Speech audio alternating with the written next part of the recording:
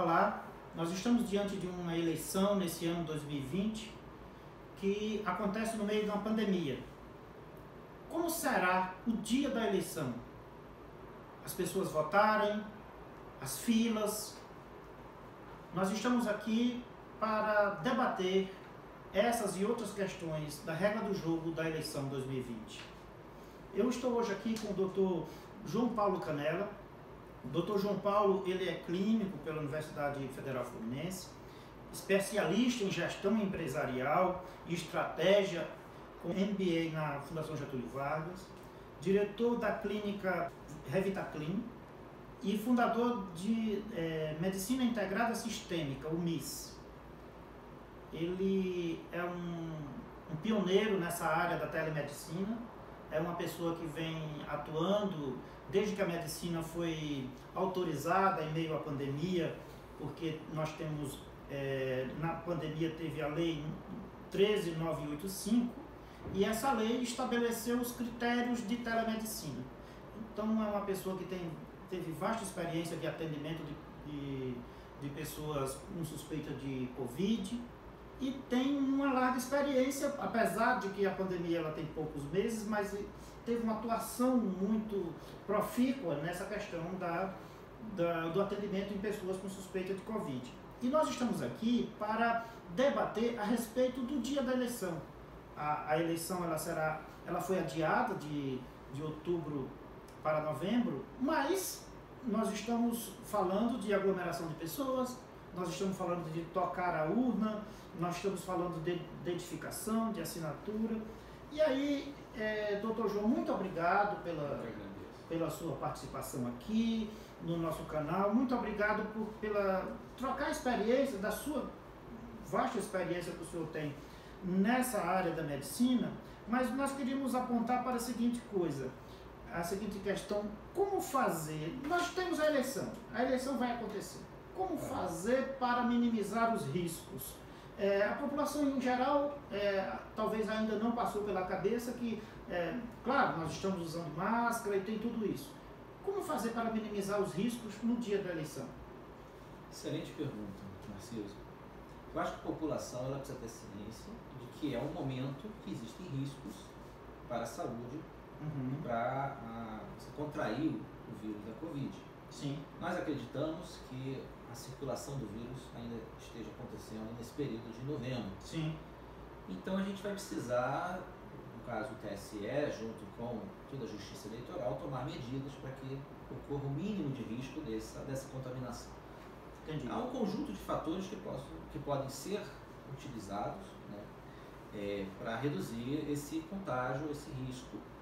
E desde no local da votação até a preparação do eleitor a chegar ao local, Sim. ele ter consciência de distanciamento, de uso de máscaras, né? Então, um conjunto de medidas que estão sendo pensadas pela Justiça Eleitoral, e nós médicos procuramos ajudar com a nossa expertise, com a minha experiência, e outros médicos com as suas experiências, orientar a Justiça Eleitoral a minimizar esses riscos.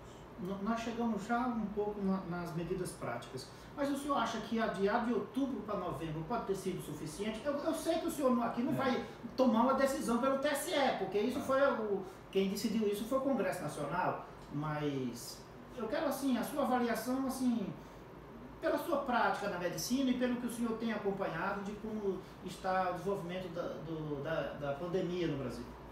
Então, essa é uma questão que depende muito da taxa de infectividade, né? Que a taxa de replicação epidemiológica, que a gente chama de R0, se ela estiver acima de 1, mostra que a epidemia está mais acelerada, né?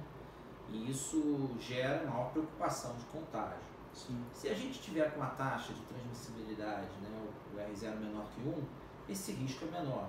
E tem uma outra questão que a gente está começando a abordar agora, inclusive essa é uma informação bem recente, que muitos, talvez, eleitores e espectadores não saibam. A gente teve um estudo agora de um pessoal da USP, de pesquisadores da USP, que acreditam que a imunidade de rebanho, aquela imunidade coletiva, possa ser atingida por um valor percentual da população menor que 70%, em alguns locais. Então, há a possibilidade de o vírus parar de circular ou reduzir a circulação antes de atingir 70% da população. Entendi. Então, nós não tínhamos essa informação, essa visão até algumas semanas atrás. Isso, alguns estudos, inclusive estrangeiros, também trazendo isso, porque na Europa, você não teve, quando teve a abertura, a tal da segunda onda, não vem acontecendo surtos específicos. Entendi. Então a gente acredita que uma peculiaridade do próprio Covid, né, do SARS-CoV-2, que é o novo coronavírus, ele possa parar de circular com uma porcentagem menor da população que já tenha contaminado. Entendi. Então isso significa que aquela preocupação que nós tínhamos de chegar em novembro com a epidemia muito acelerada pode não acontecer. Então, no primeiro momento, quando eu soube desse adiamento para novembro, eu achei pouco, eu achei que deveria adiar até um pouco para depois, já que a vacina deve acabar chegando lá para dezembro ou janeiro, até de repente depois. Mas agora, com essa informação, pode ser que a epidemia esteja mais acelerada em novembro. Então, é possível que tenhamos mais segurança de realizar as eleições em novembro, desde que tenha um conjunto de medidas. Muito bem. E nessa questão de conjunto de medidas, nós sabemos que o dia da eleição é um dia crucial. Sim. É um dia que tem aglomeração de pessoas, naturalmente, porque você tem filas no local de votação. Isso é histórico. O que diminuía as filas era a identificação, a biometria. E a biometria, por decisão do TSE, por orientação médica, está proibida nessas eleições. É um ponto de contágio. Não vai acontecer porque todo mundo tocando naquele aparelho. Então, assim, ou seja, vai ter que abrir a folhinha, vai ter que olhar o nome, vai ter que se identificar com o documento, olha o documento, confere na lista, assina a lista, porque a biometria já dava... Isso vai atrasar. Isso vai atrasar. E vai atrasar, provoca filas.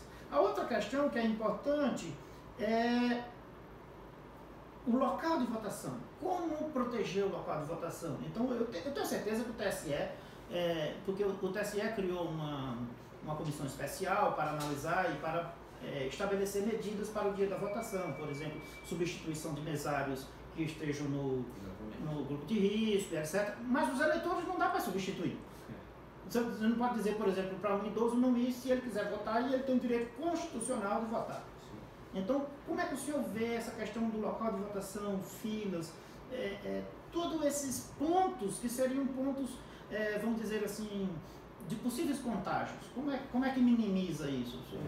A primeira coisa, o idoso ele tem o direito constitucional de votar, mas talvez, isso é uma questão que o próprio médico que acompanha o idoso pode orientar ele. Talvez se o idoso for de muito alto risco, homem, obeso, hipertenso, diabético, talvez ele deveria abrir mão do seu direito de votar por conta da sua saúde. Essa é uma questão que o médico deve conversar com o seu eleitor idoso, tá? Entendi. Mas é claro que o idoso muitas vezes ele vai querer votar e ele pode tomar essa decisão. E se ele tomar essa decisão, ele vai ter que ter cuidados redobrados. Eu acho que nós temos que pensar que o ambiente de votação ele precisa, como todos nós orientamos em lugares fechados, tenha uma ventilação, seja um lugar mais arejado, que tenha uma ventilação, evite ar-condicionado com recirculação. Esse é um ponto importante. A gente muito interessante. Um estudo que foi feito nos Estados Unidos mostrou que esse é um dos principais fatores de risco. Ambientes fechados. A circulação dentro do ar-condicionado? O ar-condicionado com recirculação de ar aumenta muito o risco. Então, entendi. ou o ar-condicionado sem recirculação de ar, ou desligar o ar-condicionado e abrir as janelas. Isso já diminui os riscos. Depois, o uso de máscaras obrigatório, tanto pelos mesários quanto pelos eleitores. E haverá, com certeza, um controle da fila. A fila tende a aumentar por conta não vai ter o uso da biometria, mas a gente vai ter que ter um distanciamento social ali de pelo menos 1,5 metro a 2 metros entre cada pessoa, ou seja, as filas ficarão mais longas, mas talvez até com alguma marcação ali de fita no chão para fazer com que as pessoas saibam qual é o distanciamento mínimo. Então, elas de máscara com distanciamento mínimo, do lado de fora, o risco vai ser bem pequeno. A gente sabe que a transmissão da Covid em ambientes abertos ela é menor, o uso de máscara é menor ainda. Agora, a partir do momento dentro do estabelecimento de votação. A gente sabe que muitas votações são em escolas, já tem a fila dentro ali. Sim, tem a fila na porta da salinha de da votação. salinha, ou seja, até chegar àquela zona eleitoral dele, né, a sessão eleitoral, tem uma fila dentro de um ambiente fechado. Então essa fila é um pouco mais arriscada, um pouco mais complexa, e ali tem que ter mais cuidados realmente de distanciamento social.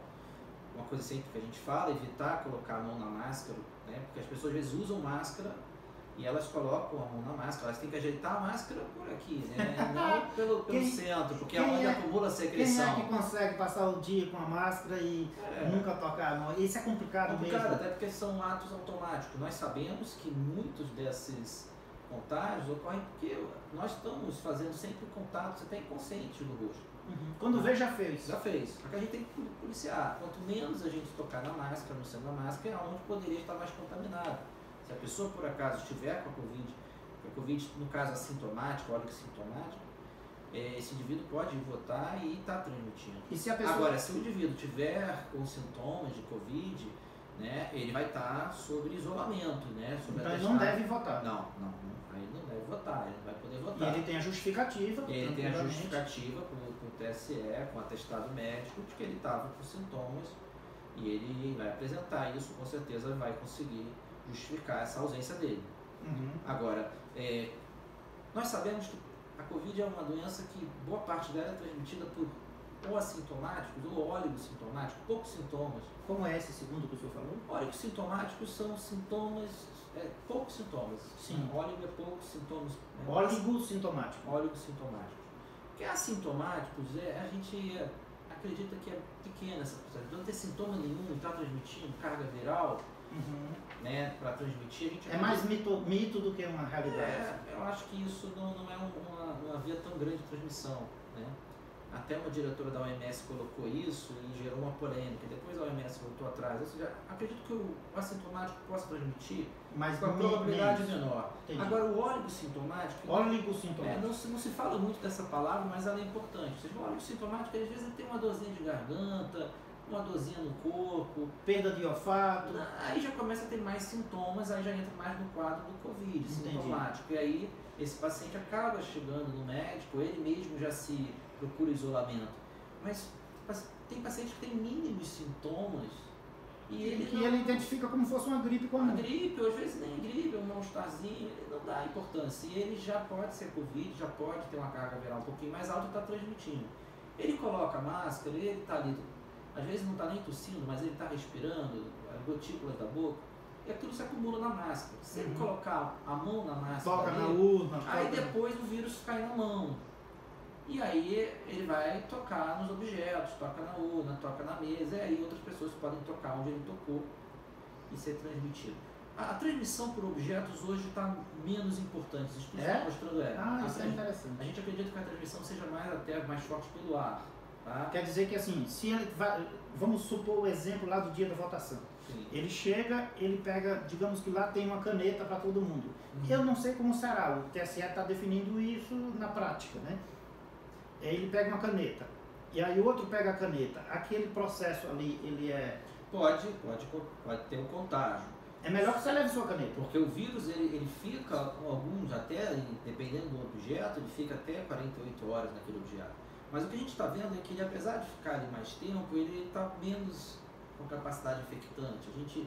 Os estudos têm mostrado o papel da contaminação através de objetos menor, que era uma preocupação importante antes, né? Era mesmo. Por exemplo, o vírus entrar através da compra, né? Dos compras que você as pessoas passaram a dar banho nas compras. O vírus pode entrar através dos objetos, sim, mas é menos provável. Entendi. Na realidade, o vírus, através do ar, sem máscara, sem distanciamento social, em ambientes fechados, é a principal forma de transmissão. E claro, se você está com a sua mão com alta carga viral, porque você tocou na sua máscara, ou você está sintomático e botou a mão no rosto, aí sim, aí não falo de um objeto, a gente fala sua mão que está com muito vírus, e aí essa mão, ao tocar em outra pessoa, aí sim seria Então um aperto de mão, com certeza, é um risco grande, porque são duas regiões que podem ter muitos vírus. Uma coisa que é interessante é que no dia da eleição, além dos eleitores, o Brasil vai mobilizar mesários técnicos, que sempre tem técnicos para cuidar das urnas que dão um problema, os correios ou a empresa que vai distribuir essas urnas pelos locais de votação. Isso começa antes. É um exército de pessoas Sim. que não vão estar em isolamento nenhum, elas vão estar no contato com a realidade prática. Isso. Então isso tem que ter um cuidado redobrado, o TSE tem que fazer também um cuidado redobrado com essas pessoas que estão sob a coordenação do TSE. É fundamental isso, porque essas pessoas podem se aglomerar, essas pessoas podem estar em ambientes fechados, então toda essa parte de logística, né, de backstage, de logística interna antes da votação, ela vai ter que ser feita em ambientes mais seguros, né, evitar exatamente ambientes fechados, pouco ventilados, não aglomerar tanto, fazer reuniões, o que puder ser feito de reuniões à distância antes, sejam feitas por videoconferência, né, e que seja feita uma triagem, por exemplo, se o mesário tiver com febre, não ir, né, eu acho que vale a pena também medir a temperatura. Sim, no local da votação. No local da votação é uma possibilidade, né, a gente precisa ver se talvez, se tiver febre, essa pessoa não poderá votar, e tem que ver como é que a legislação vai lidar com isso. Mas é o que está sendo feito em shoppings, em lojas, medir a temperatura dos próprios mesários, se eles chegarem no dia. Agora o mesário tem um problema, porque se falta o mesário ali, chega ali na hora e está com febre, falta aquele mesário, como é que vai ser substituído? Tem que chamar alguém da fila. Pela lei, chama alguém da fila. Então vai ter que ter plano A, plano B e plano C. E outra coisa, na medida que você está por exemplo, o doutor levantou uma questão muito interessante. A pessoa chega com febre, mede a temperatura, a pessoa está com febre. Aí nega o voto daquela pessoa. E aquela pessoa está num afã de votar no seu candidato e a disputa política nas cidades, porque estamos falando de uma eleição municipal. Isso vai dar muito problema. A disputa política é o vermelho, o azul, as cores políticas muito acirradas. A pessoa que quer realmente votar isso pode dar e problema. foi impedida de votar, vai gerar um problema, porque se medir a temperatura, tiver com febre e depois ela conseguir mostrar que ela não estava com a Covid, é problema. Ela pode argumentar, olha, eu estava com a febre, mas não era Covid, eu fui impedida de exercer o meu direito constitucional. Eu acho que isso é uma questão que tem que ser pensada realmente pelo TSE e pelas leis. Agora, com certeza, se a pessoa tem Covid, sinais e sintomas de Covid, não deve ir, mesmo que tenha muita vontade de exercer o seu voto. Sim, mas aí e se tiver um atestado médico que a impeça, ainda mais ainda. Então, é uma questão de responsabilidade. Sim, né? Você está de outro, né? Você não pode fazer isso. Uma outra coisa, doutor, no dia da votação não haverá somente pessoas no local de votação. Você imagina que hoje, mesmo as coisas retomando ao normal, a gente observa nas cidades. O trânsito não está tão, vamos dizer assim, forte, o nível de até os acidentes de trânsito diminuíram, porque as pessoas não tem, assim, as escolas estão fechadas, daí você já tira um monte de pessoas que não estão...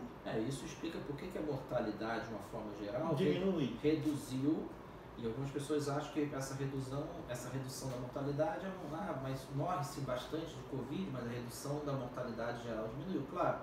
Violência diminuiu, acidentes e tal. As outras causas de morte foram diminuídas por função das próprias medidas de isolamento social. Mas nós estamos aí já quase 120 mil mortos de Covid. Pois é, mas nós vamos ter ônibus, metrô, transporte, táxi, todo tipo de transporte, carros, ou seja, tanto o transporte público quanto o privado vai circular mais nesse dia da eleição. E é tudo num dia. É um dia que pode marcar... Gerar um surto que pode marcar a condição de saúde ou de vida das pessoas. Se nós já tivermos com a epidemia desacelerada em novembro, que é uma hipótese, eu acredito, eu acho que essa é uma opinião pessoal minha, porque eu venho estudando a curva da epidemia desde março, de certa forma eu tenho acertado nas previsões. Eu acho que nós vamos atingir o pico aí, pelo menos vamos começar a sair do platô por volta agora de setembro. Então eu acho que em outubro, novembro, a epidemia já vai ter desacelerado. Só que a gente ainda vai ter surtos locais, em alguns locais vão ter surtos. Né? Como a gente viu na Coreia do Sul, depois de controlado, abriram as boates, tiveram surtos nas boates. um ambiente fechado, deu um surto. Então é possível que no dia das eleições a gente tenha um surto e algumas semanas depois a gente tenha um aumento grande de casos de Covid e depois até um aumento também de mortes em decorrência disso. Então nós vamos ter que pensar, se preparar para esse possível surto e também tentar pensar medidas de transporte para esses eleitores, minimizando. O transporte público já está liberado dentro de algumas medidas, né, uso de máscara e álcool gel e outras medidas de higiene, limite de pessoas dentro de ônibus, já tem aí nas cidades colocando, mas nesse dia vai ser muita gente. Muito especial. Vai ser muita gente indo para determinadas regiões. Talvez tenha que aumentar a frota de ônibus disponíveis, né, e reforçar as medidas de higiene. Lembrando que os candidatos não podem, isso é a questão da lei, não podem transportar os eleitores, porque isso aí seria considerado até... quem vai ter que aumentar esses ônibus é a própria poder público. Sim. E não o candidato. Né? Sim, e aí tem uma coisa que na lei, quando alterou o dia da eleição, foi uma coisa que eu achei muito sábia. Tem lá um dispositivo que o TSE, a juízo do TSE, pode adiar em algumas cidades que estejam em surto. Ou seja, a eleição no Brasil está adiada para outubro, primeiro e último para novembro, primeiro e último domingo de novembro, mas ela pode haver adiamento até dezembro em alguma cidade de foco de surto, a juízo do TSE que vai tomar a decisão, e o TSE tomará essa decisão em outubro. Perfeito. Eu acho isso importante. Então isso é relevante nessa linha que o senhor está dizendo. Se nós tivermos uma possível segunda onda, que eu acho pouco provável, mas não está descartado, a gente talvez tenha algumas cidades ainda com nível alto, e essas cidades com surto ou ainda com transmissão alta, talvez tenha que se passar para o mês seguinte, para que a gente não tenha aí um aumento do número de mortos. Né? Porque sempre que a gente tem um surto, a gente tem ali de 1 a 2% desse surto em mortalidade. Então é algo muito sério, né? Que pode levar a mortes. Então esse é o debate que tem se colocado. Né? Você tem que exercer a cidadania, a democracia precisa das eleições, né? Mas ao mesmo tempo a questão da dignidade humana, da questão da vida, então e as pessoas precisam exercer a sua cidadania sem comprometer a sua saúde. Sim. Então acho que é um desafio, né? São questões que requerem cuidado, de planejamento, que tem que ter a responsabilidade de cada eleitor e o suporte da ciência. Acho importante isso. Acho que a gente tem muita coisa acontecendo hoje na pandemia que é uma briga política e desconsidera a evidência científica. Eu acho que a gente tem que se pautar por evidências científicas. O TSE nessa linha... Parece que né, tem feito com evidências científicas. O TSE nessa linha, ele estabeleceu uma comissão especial, um grupo de trabalho, e ele tem se valido muito qualificado, né? Profissionais muito qualificados, debates internos, ouvindo os conselhos das áreas de saúde, etc. Então, assim, ouvindo as recomendações da OMS. O TSE, assim, pelo que a gente tem visto, eu como advogado eleitoralista, eu tenho visto esses movimentos nas entrevistas do presidente Barroso, que ele tem apresentado a linha de atuação. Aparente, pelo que a gente vê, pelo que a gente verifica, o TSE tem estado preocupado com essas coisas. Mas tem coisas que, mesmo que você fique preocupado, tome os cuidados, elas podem vir a acontecer. Bom, lembrando que tem que disponibilizar o álcool gel, né? Isso é uma coisa que já está básica, mas lembrando... Tem que lembrar disso, né? Não estamos falando, nós estamos diminuindo a percepção do contágio via objeto, mas a mão... Não pode relaxar. Relaxar, é aquilo que a gente fala, se tocar na máscara de forma errada, logo depois tem que ter um álcool gel e passa o álcool gel. Tocou na máscara, passa álcool gel na mão. Porque aí você já mata o vírus que vai estar ali. Então, o problema não é nem tão tocar na máscara, aí você tocou na máscara logo depois passa álcool gel, e aí você teria que ter o seu próprio álcool gel. E a Justiça Eleitoral vai ter que disponibilizar, nas sessões e nas zonas, o álcool gel para que as pessoas possam também se higienizar, porque vai ter toques ali, né? Não vai ter a biometria, mas que seria um foco importante de contágio, mas você vai ter ali toques em algumas coisas, uso da caneta, então isso vai ter que ter essa higienização. Muito bem. Você, coordenador de campanha, você, eleitor, você, candidato, pode contribuir com isso.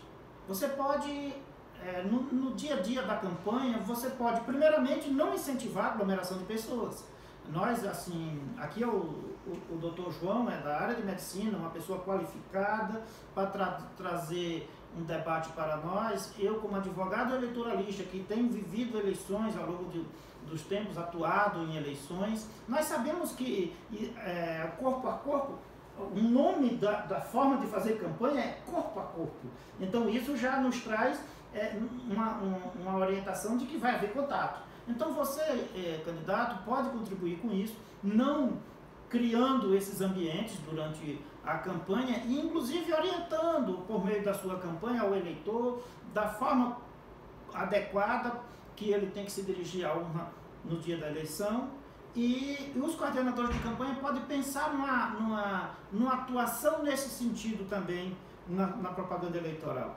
Então, eu vou passar para o Dr. João fazer as suas considerações finais, já agradecendo muitíssimo a sua disponibilidade. O senhor um médico que tem atuado nessa área e tem uma agenda assim, que não demanda muitos espaços vazios, mas nós agradecemos a sua colaboração nesse momento no nosso canal e colocar para fazer as suas informações finais, aquilo que o senhor queira dizer para o nosso público, para o nosso eleitor. Aqui nós temos o público principal, coordenador de campanha, advogado eleitoralista, candidatos, esse tipo de pessoas que nós almejamos falar para eles. Obrigado, doutor Narciso, pelo convite de poder estar transmitindo um pouco da minha experiência. Eu lido com os pacientes, já estou aí com a casuística de 70 pacientes de Covid, graças a Deus todos curados. Muito bem. Eu atendo por telemedicina, que está regulamentado aí pela lei 13.989, de 15 de abril de 2020. Então, é uma experiência que a gente acumulou através da telemedicina e, graças a Deus, tem sido muito bem sucedido. O paciente ele fica em casa, todo o protocolo é feito em casa, exames, pedido de remédios e orientações, e acho que isso é uma coisa até que deveria ser mais divulgada, mutirões de telemedicina para a Covid. E a doença não é motivo de pânico, mas também não é motivo de minimizar. A pandemia existe, ela é real, nós temos quase 120 mil mortos, esse número ele é real. E nós sabemos que a mortalidade é até mais baixa do que 5%, porque temos muitos assintomáticos, sintomáticos que não testam. A mortalidade a gente acredita que seja em torno de 1%. Então eu sempre digo para meus pacientes, se você tem a Covid, você tem 99% de chance de sobreviver. Isso acalma ele. Mas eu sempre digo que a gente precisa monitorar esse 1% que existe ali. Sim. Então o paciente que já com os primeiros dias de sintoma deve procurar um médico por telemedicina para poder fazer o protocolo precoce, né, e acompanhamento. Eu acredito que a vida deve começar a voltar ao normal. Nós já tivemos a reabertura, mas é um novo normal. E as eleições serão um grande teste para isso, desse novo normal. É verdade. Nós temos que manter a democracia, nós precisamos manter as eleições, mas nós precisamos ter consciência dos riscos e saber cada um ter a sua responsabilidade, né? Os coordenadores de campanha, os partidos políticos também precisam ter essa responsabilidade, e tem tudo para ser uma campanha e uma eleição que não gere um transtorno maior de saúde pública, né? E acredito que nós da medicina podemos contribuir, estamos à disposição, me coloco à disposição. O senhor, redes sociais, vamos colocar as suas redes sociais, o senhor tem Instagram? Eu tenho meu Instagram, Dr. João Paulo Canella, @Dr. João Paulo Canella.